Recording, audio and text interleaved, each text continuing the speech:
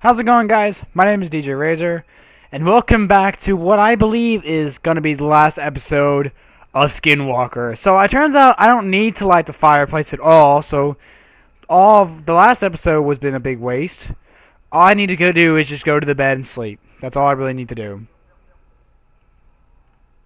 That's what I believe. I couldn't take it anymore. I had to lie down. I couldn't sleep, and I wouldn't have even if I could. I just wanted the rest. I waited for the world to stop spinning. I looked out a window. I don't trust this at all.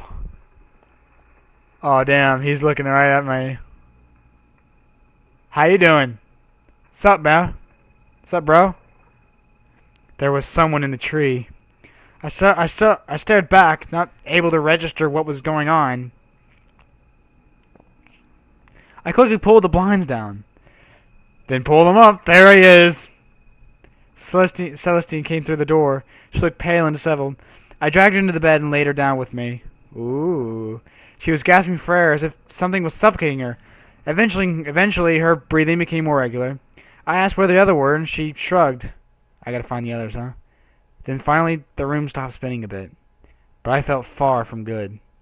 Oh, we're not done yet? Is she okay? I'll go look around. Wait here. What the fuck happened? Suddenly a voice could be heard from the locked door. Which was worse, though, was that it was Celestine's voice.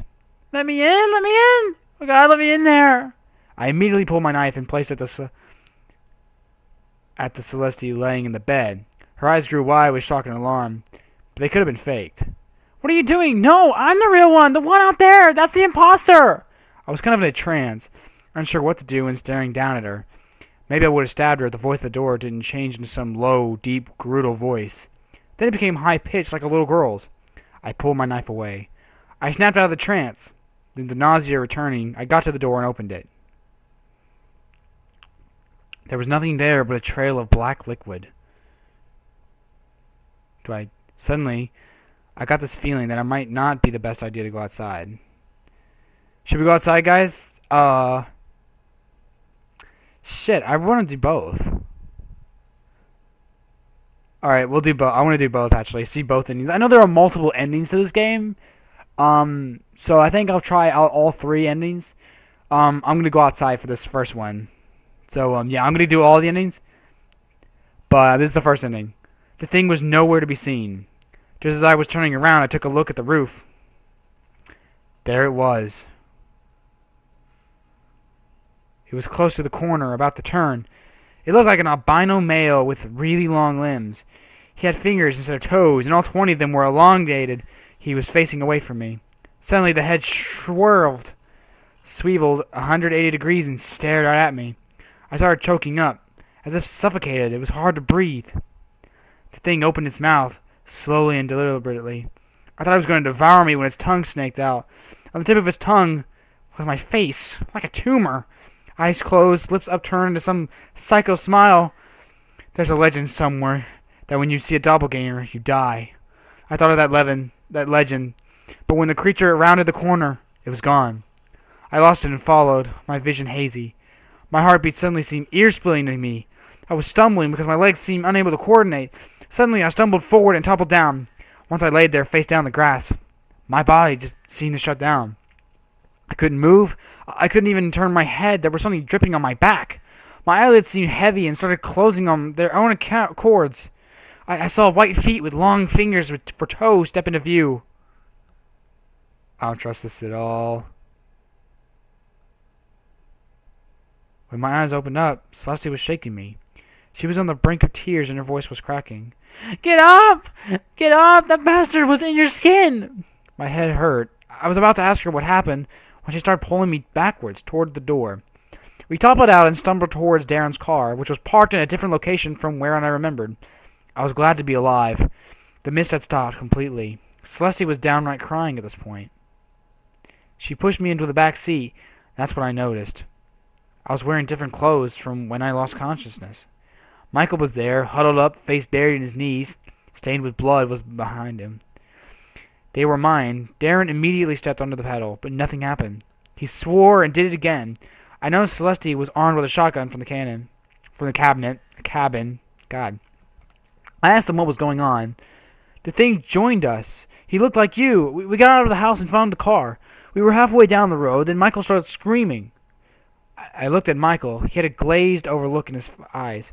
The thing burst out of your clothes and jumped out of the car. Michael had the shotgun. He was firing out the window. We saw that thing run all the way back to the house at the freaking speed of light. It was in my skin? Yeah. I looked down on myself. I wondered if I had been possessed or, if worse, that thing cut off my skin and wore it as a coat. I shuddered as I thought of something crawling around in my skin. I asked Michael if he was all right. The thing talked to me. I asked about what. He didn't respond. I realized he was sobbing. The car finally jolted into motion. Darren fist pumped at the car, starting as the car started accelerating. I turned back towards the cab and saw that albino thing standing on the roof of the house, watching us. I shuddered and turned back. Celeste screamed. Ah! The thing was in the front of a car on the windshield. It opened its mouth and its tongue face slithered out. Celeste fired the shotgun. Oh shit, that scared me. The glass shattered and it was thrown backwards. Darren shrieked as I saw blood coming from his face. Something pierced my face and I realized it was glass. The car skidded to a stop. The car's door opened without any discernible reason and I fell out. The thing lied directly across from me, eyes closed as if it was sleeping. I wish I could close my eyes. Its mouth hung open and I saw myself again bearing. Ugh. I didn't move or say anything because I couldn't. My own face looked at me and it started to talk. I love you. I love you. I love you. I want to be you. It repeated it over and over again. Something started coming close to me. I wondered if it was going to bite me to death. The thing's eyes shot open and I realized it was going to kiss me. I imagined to regain some control and instinctively twisted it back from it. I guess that was what saved. Oh my gosh, that's what saved me. There was a sound like an explosion and blood spouted from the thing. Celeste was standing over it. Her face and body was bleeding. She had the spaced out psychotic look in her eyes. She had just fired the shotgun. My face looked directly at me. I am you, it whispered. The fucking thing scared me. She fired again and I saw my own face begin rotting to nothing more than a skeleton in front of me. The thing's head flowered open. That's the best word I can find to describe it. Its head kind of split and split again, peeling away. I saw faces, lots of them, all on the inside of its head. I think I saw Celeste and Michael's faces too. They were whispering something unintelligible. Whoa, what the fuck? In the center, where the brain should be, there was a single red cat-like eye that was rotating in its socket. It was producing the mechanical drowning sound. Oh my god, a fucking gunshot! Celeste fired one last time. The thing sort of withered away, becoming wrinkled and smaller and rotten, until it disappeared forever. Celeste dropped the shotgun. I started twitching and spazzing as control of my body returned to me. Eventually I stood up. We got into the car silently. Darren was bleeding too, but no one said anything. We drove back to the city in silence. We explained away the damaged car as being attacked by some crazy thieves. We had ourselves patched up. Michael was still in a shock-like state. He was like that for a while. When I asked him what he thought of the incident later, he denied it ever happened with compelling conviction. His eyes looked dead, and he lost weight. I don't know if he forced himself not to remember, or if he genuinely knows nothing of it. I know what I saw, but I can't remember the exact place. It had been 2 months now. We still refrained from talking about it.